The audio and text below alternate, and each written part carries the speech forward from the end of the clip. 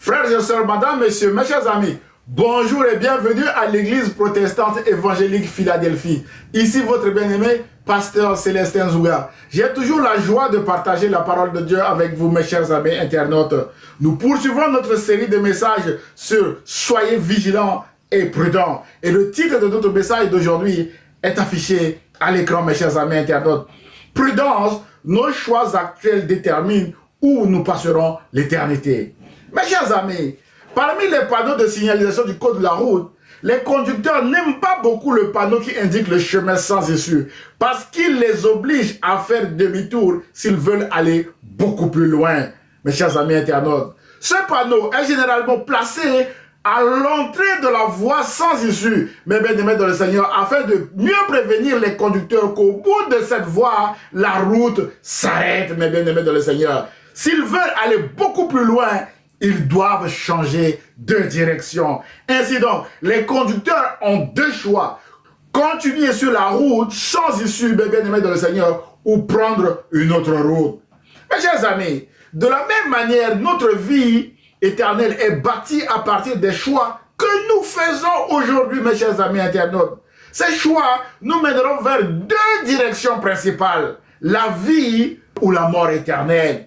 Dans son sermon sur la montagne, en Matthieu chapitre 7, versets 13 à 14, Jésus a prévenu ses contemporains qu'il y a deux chemins dans la vie, mes chers amis internautes. Il y a le chemin resserré qui débouche sur une porte étroite, et cette porte étroite elle-même mène à la vie, mes bien-aimés dans le Seigneur. Et Jésus est la vie, mes bien-aimés dans le Seigneur. Jésus recommande à ses contemporains d'entrer par cette porte étroite qui est la porte du ciel, mes bien-aimés dans le Seigneur. Jésus a également mentionné le chemin spacieux, mes bien-aimés dans le Seigneur, qui débouche sur une porte large, et cette porte large mène à la perdition, mes bien-aimés dans le Seigneur.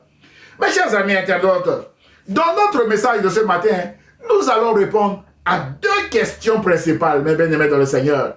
La première question sera, si vous étiez en route pour l'enfer ou la perdition, quand voudrez-vous en être averti? Et la deuxième et dernière question sera, que faut-il faire pour changer de chemin ou de direction? Mes chers amis internautes, ces deux questions correspondent aux deux points que nous allons aborder dans ce message, comme affiché à l'écran. Point numéro 1, si vous étiez en route pour l'enfer ou la perdition, quand voudrez-vous en être averti, mes chers amis internautes?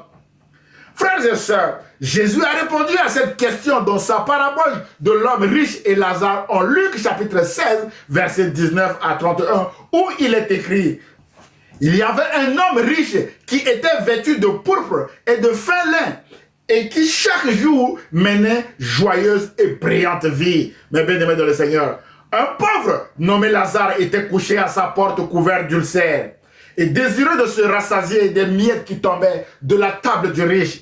Et même les chiens venaient encore lécher ses ultères. Le pauvre mourut, et il fut porté par les anges dans le sein d'Abraham. Le riche mourut aussi, et il fut enseveli.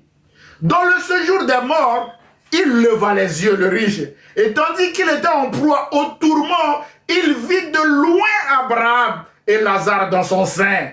Il s'écria: Père Abraham, aie pitié de moi et envoie Lazare pour qu'il trempe le bout de son doigt dans l'eau et me rafraîchisse la langue, car je souffre cruellement dans cette flamme.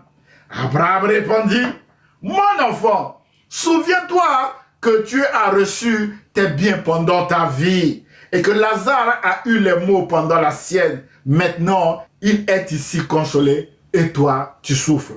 Verset 26. D'ailleurs, il y a entre nous et vous un grand abîme, afin que ceux qui voudraient passer d'ici vers vous ou de là vers nous ne puissent le faire.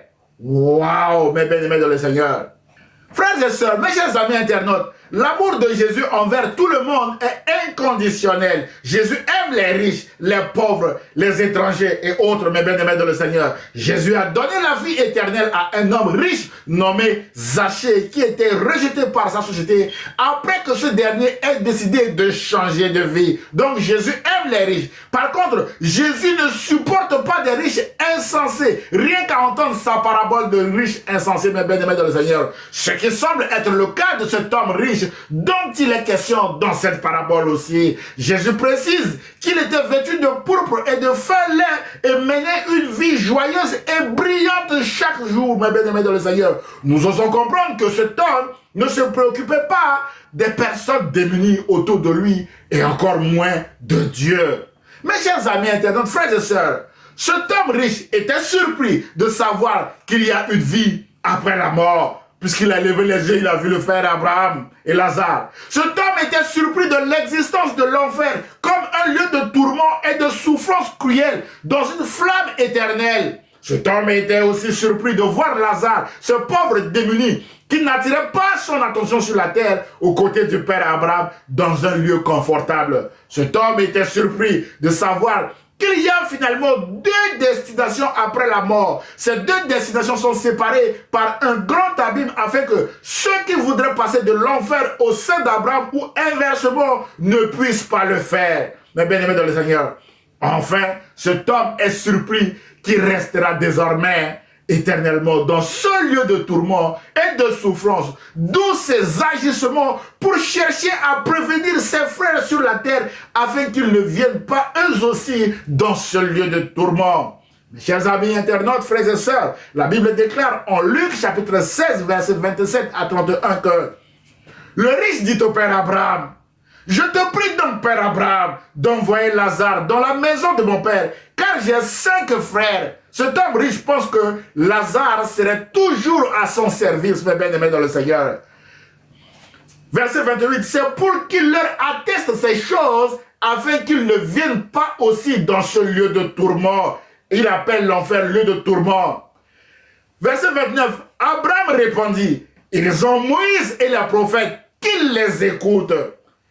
Et il dit, l'homme: non, père Abraham, si quelqu'un des morts va vers eux, ils se repentiront, mes bien-aimés dans le Seigneur. Et Abraham lui dit: s'ils n'écoutent pas Moïse et les prophètes, ils ne se laisseront pas persuader. Quand même quelqu'un des morts ressusciterait. Fin de la conversation avec le père Abraham. Mes chers amis internautes, frères et sœurs, le psalmiste dit que l'insensé dit en son cœur: il n'y a point de Dieu. D'après le psaume 14, verset 1. Dans cette parabole, nous avons affaire à un homme riche, insensé, qui a mené une vie sans Dieu, sans la compassion des autres, et qui persiste en enfer en disant encore non au Père Abraham et bien-aimé dans le Seigneur. Dans l'au-delà, on ne dit pas non au Père Abraham. Cet homme avait certainement un problème d'obéissance à Dieu, oubliant que c'est l'obéissance qui mène à la maison de Dieu. Ces mauvais choix de vie l'ont certainement conduit en enfer, qui est un lieu de tourment ou de grincement des dents. Mes bien-aimés, chers amis internautes, frères et sœurs, notre inaction peut aussi nous conduire en enfer. Dans sa parabole de talents, en Matthieu chapitre 25, verset 14 à 30, Jésus parle d'un serviteur infidèle qui a reçu un talent de son maître et qui n'avait rien fait avec son talent, alors que les 2 autres serviteurs fidèles ont fructifié les talents de leur maître. En rétribution de son inaction, le maître a ordonné de jeter le serviteur inutile dehors, là où il y aura des pleurs et des grincements de dents. Mais bien aimés dans le Seigneur, mes chers amis internautes, frères et sœurs, Jésus parle aussi de l'enfer dans sa parabole de l'ivraie ou de la mauvaise herbe, d'après Matthieu chapitre 13, verset 36 à 43. Dans cette parabole, Jésus compare les ennemis de la croix à une mauvaise herbe ou de l'ivraie que le diable a planté dans le monde pour détruire les autres par leur ruse. Certains se font même passer pour des serviteurs de Dieu par la ruse afin d'attirer vers eux plus de personnes à détruire. Mais la bonne nouvelle est ce que Jésus a déclaré en Matthieu chapitre 13, verset 41 à 42. À la fin du monde, le Fils de l'homme enverra ses anges qui arracheront de son royaume tous les scandales et ceux qui commettent l'iniquité. Et ils les jetteront dans la fournaise ardente où il y aura des pleurs et des grincements de dents. Fin de citation de Jésus. Ainsi donc, la fin de ces personnes rusées, mes bien-aimés dans le Seigneur, porteuses du plan destructeur du diable contre nous, mes bien-aimés, les enfants de Dieu, sera ce lieu de tourment ou de grincement des dents que nous venons de voir, mes bien-aimés dans le Seigneur. Nous ouvrons une parenthèse pour dire que l'apôtre Paul dit que ces personnes rusées servent leur ventre, mes bien-aimés dans le Seigneur, et leur fin sera la perdition. Alors, à notre question de ce matin, si vous étiez en route pour l'enfer ou la perdition, quand voudriez-vous en être avertis, mes bien-aimés dans le Seigneur? Mes chers amis internautes, frères et sœurs, il vaut mieux que nous en soyons avertis maintenant parce que demain sera peut-être tard, comme le cas de cet homme riche insensé que nous venons de voir ce matin. Voilà pourquoi cet homme riche insensé demande au père Abraham d'envoyer Lazare pour prévenir ses frères afin qu'il ne soit pas aussi trop tard pour eux aussi, mes bien-aimés dans le Seigneur. Et la réponse du père Abraham est claire et sans appel. Ils ont Moïse et les prophètes qu'ils les écoutent. Sous-entendu, ils ont des serviteurs de Dieu sur la terre qui prêchent l'évangile de Jésus-Christ. Qu'ils les écoutent, mes bien-aimés dans le Seigneur. Mon frère, ma soeur, c'est dans ce cadre que Dieu a mis aussi à mon cœur de vous prévenir aujourd'hui à travers ce message que si vous êtes en route pour l'enfer, parce que vous vivez votre vie sans vous préoccuper que Dieu existe, mes bien-aimés dans le Seigneur, vous pouvez encore changer de direction avant qu'il ne soit trop tard demain, mes chers amis internautes. Alors, que faut-il faire pour changer de direction? Mes bien-aimés dans le Seigneur, c'est notre deuxième question, mes bien-aimés, que nous allons maintenant aborder dans la deuxième partie de ce message. Point numéro 2, que faut-il faire pour changer de chemin? Mes chers amis, dans sa discussion avec le père Abraham, cet homme riche insensé atteste depuis l'enfer que si ses 5 frères sont avertis et s'ils se repentissent, ils n'iront pas le retrouver en enfer, mes bien-aimés dans le Seigneur. D'après Luc chapitre 16, versets 27 à 31 que nous venons de paraphraser. C'est exactement ce que Pierre a dit aux Juifs touchés par son discours le jour de la Pentecôte et qui lui demandait « Hommes frères, que ferons-nous » Et Pierre leur a dit « Répentez-vous » d'après Actes chapitre 2, versets 37 à 38. Mes chers amis internautes, frères et sœurs, ce matin, vous venez d'entendre le discours de Jésus sur la dangerosité de l'enfer, qui est un lieu de tourment. Mes bien-aimés, j'ose espérer que vous êtes touchés par ce discours. Alors, répentez-vous. La repentance est la clé du changement de direction. Répentez-vous en confessant vos péchés et en décidant d'accepter Jésus-Christ comme votre Seigneur et Sauveur. Car Jésus est le chemin, la vérité et la vie. Et marchez dès aujourd'hui avec Jésus de Nazareth, mes bien-aimés dans le Seigneur. Jésus a dit que je ne mettrai pas dehors celui qui vient à moi, mes bien-aimés dans le Seigneur. D'après Jean chapitre 6, verset 37. Alors, venez à Jésus tel que vous êtes aujourd'hui, mes bien-aimés. Frères et sœurs, mes chers amis internautes, la Bible déclare que là où le péché abonde, la grâce de Dieu surabonde. Jésus veut vous faire grâce aujourd'hui à travers ce message. Ne reportez pas votre décision d'accepter Jésus-Christ à demain, car vous n'êtes pas maître de votre lendemain, mes chers amis internautes. Frères et sœurs, la Bible déclare aussi que Jésus est la véritable lumière qui, en venant dans le monde, éclaire tout homme ou toute femme. À tous ceux qui l'ont reçu, mes bien-aimés, à ceux qui croient en son nom, elle a donné le pouvoir de devenir enfants de Dieu, lesquels sont nés non du sang, ni de la volonté de la chair, ni de la volonté de l'homme, mais de Dieu. D'après Jean chapitre 1, verset 9 à 13, que je vous invite à lire chez vous. Jésus veut vous éclairer en ce temps de Noël. Alors venez à Jésus et vous ne serez jamais déçus. Mais bien aimés dans le Seigneur, Jean chapitre 8 verset 12 dit que Jésus-Christ est la lumière du monde. Et celui qui marche avec Jésus marche dans la lumière et non dans les ténèbres. Mais bien aimés dans le Seigneur, les ténèbres conduisent à l'enfer. Mais la lumière conduit à la vie éternelle. Mais bien aimés dans le Seigneur. Mes chers amis internautes, la bonne nouvelle est que si vous croyez maintenant en Jésus-Christ, vous devenez enfant de Dieu. Et rappelez-vous que l'enfer n'est pas fait pour un enfant de Dieu. Non! La Bible déclare en Jean chapitre 3, versets 16 à 17, mes bien-aimés dans le Seigneur, que car Dieu a tant aimé le monde qu'il a donné son Fils unique, afin que quiconque croit en lui ne périsse point, mais qu'il ait la vie éternelle. Mes bien-aimés dans le Seigneur, vous aurez la vie éternelle en marchant avec Jésus. L'apôtre Jean poursuit au verset 17. Dieu, en effet, n'a pas envoyé son Fils dans le monde pour qu'il juge le monde, mais pour que le monde soit sauvé par lui. Au verset 18, il dit, celui qui croit en lui n'est point jugé. Si vous croyez en Jésus, vous n'êtes point jugé, mes chers amis internautes. Mais celui qui ne croit pas est déjà jugé parce qu'il n'a pas cru au nom du Fils unique de Dieu. Frères et sœurs, mes chers amis internautes, l'enfer est un lieu de condamnation. Or, la Bible déclare en Romains chapitre 8, verset 1, qu'il n'y a donc maintenant aucune condamnation pour ceux qui sont en Jésus-Christ. En Jésus-Christ, mes bien-aimés dans le Seigneur, personne n'est condamné parce que Jésus a été condamné à mort à notre place et il a pris notre place à la croix. La justice de Dieu a été rendue parfaite à la croix par la mort de Jésus à notre place, mes chers amis internautes. Voilà pourquoi nous avons la vie éternelle en Jésus-Christ et en Jésus-Christ seul. Mes bien-aimés dans le Seigneur, si vous venez d'accepter Jésus-Christ comme votre Seigneur et Sauveur, vous n'êtes plus sous une quelconque condamnation. Et je vous conseille maintenant de rejoindre une église afin que les frères et sœurs puissent prier pour vous et vous aider aussi à grandir dans votre foi en marchant dans la sanctification, mes chers amis internautes. En conclusion de notre message d'aujourd'hui, frères et sœurs, mes chers amis internautes, prudence, nos choix actuels déterminent où nous passerons l'éternité. C'est notre titre de ce matin.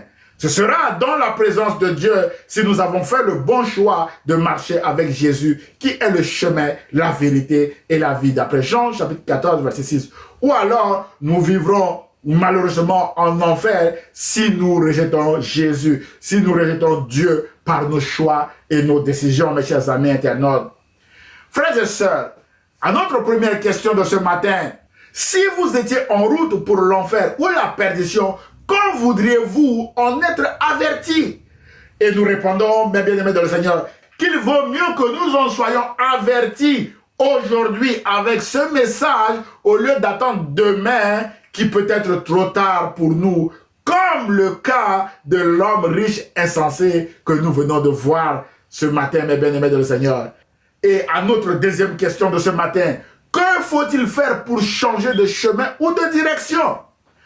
Nous devons tout simplement nous repentir en confessant nos péchés, car la Bible déclare que si nous confessons nos péchés, il est juste et fidèle de nous les pardonner. Mes bien-aimés dans le Seigneur, et nous devons également accepter Jésus-Christ comme notre Seigneur et Sauveur et marcher dans la lumière avec Jésus-Christ, parce que Jésus est la vie et la vie c'est la lumière. Cette lumière-là mène au royaume de Dieu, mes chers amis internautes. C'est alors que nous devenons enfants de Dieu en marchant avec Jésus et nous vivrons aussi éternellement avec Jésus-Christ, d'après Jean chapitre 3, verset 16 que nous avons lu tout à l'heure. Enfin, mes chers amis internautes, vous pouvez me poser la question, pasteur, comment les choses se passeront lors du retour de Jésus, mes bien-aimés dans le Seigneur? Et Matthieu répond à cette question au chapitre 25, verset 31 à 46, où il est écrit: lorsque le Fils de l'homme viendra dans sa gloire avec tous les saints anges, il s'assiera sur son trône de gloire. Toutes les nations seront rassemblées devant lui. Il séparera les uns des autres, comme le berger sépare les brebis des boucs. Il mettra les brebis à sa droite et les boucs à sa gauche, mes bien-aimés dans le Seigneur. Alors le roi dira à ceux qui seront à sa droite: venez, vous qui êtes bénis par mon Père, prenez possession du royaume qui vous a été préparé dès la création du monde. En effet, j'ai eu faim et vous m'avez donné à manger. J'ai eu soif et vous m'avez donné à boire. J'étais étranger et vous m'avez accueilli. J'étais nu et vous m'avez habillé. J'étais malade et vous m'avez rendu visite. J'étais en prison et vous êtes venus vers moi. Les justes lui répondront, Seigneur, quand t'avons-nous vu affamé et t'avons-nous donné à manger, ou assoiffé et t'avons-nous donné à boire? Quand t'avons-nous vu étranger et t'avons-nous accueilli, ou nu et t'avons-nous habillé? Verset 39. Quand t'avons-nous vu malade ou en prison et sommes-nous allés vers toi? Et le roi leur répondra, je vous le dis en vérité, toutes les fois que vous avez fait cela à l'un de ces plus petits de mes frères, c'est à moi que vous l'avez fait, mes bien-aimés dans le Seigneur. Voilà l'enseignement de Jésus, mes bien-aimés dans le Seigneur, que nous devons mettre en application, mes bien-aimés dans le Seigneur, pour être parmi ceux qui seront sauvés. Ensuite, il dira à ceux qui seront à sa gauche, éloignez-vous de moi, maudits, allez dans le feu éternel qui a été préparé pour le diable et pour ses anges. En effet, j'ai eu faim et vous ne m'avez pas donné à manger. J'ai eu soif et vous ne m'avez pas donné à boire. C'est tout le contraire de ce qu'ont fait ceux, mes bien-aimés dans le Seigneur, qui sont sauvés éternellement, mes bien-aimés dans le Seigneur. Et le verset 46 déclare, et ils iront à la peine éternelle, tandis que les justes iront à la vie éternelle. Mon frère, ma soeur, la question finale est, de quel côté seriez-vous? À chacun d'entre nous de répondre à cette question, puisque nos choix actuels déterminent où nous passerons l'éternité, mes bien-aimés dans le Seigneur. J'ose espérer que ce message va vous aider à être prudent dans vos choix de vie, mes bien-aimés dans le Seigneur, afin de ne pas aller en enfer, mais aller, mes bien-aimés dans le Seigneur, dans la gloire de Jésus. Que Dieu vous bénisse. Prions le Seigneur. Seigneur, nous sommes tous les jours sur le mauvais chemin qui mène vers l'enfer par nos manquements à tes commandements. Pardonne-nous nos offenses comme nous pardonnons à ceux qui nous ont offensés, Seigneur. Et aide-nous à marcher dans ta lumière et à persévérer malgré les luttes et les combats afin de passer l'éternité dans ta gloire. Je prie au nom de Jésus et l'Église protestante évangélique Philadelphie répond Amen. Frères et sœurs, mes chers amis internautes, si vous avez aimé le message, merci de le liker et de le partager à vos proches. Vous pouvez également m'envoyer un mail d'encouragement, vos sujets de prière, ou voire même des questions ou remarques sur le message à Église Philadelphie 78500 @gmail.com. J'aurai le plaisir de vous répondre. À dimanche prochain à 10 h sur la page Facebook ou sur la chaîne YouTube de l'Église protestante évangélique Philadelphie. Et ce, si Dieu le veut. À très bientôt, mes chers amis internautes. Au revoir.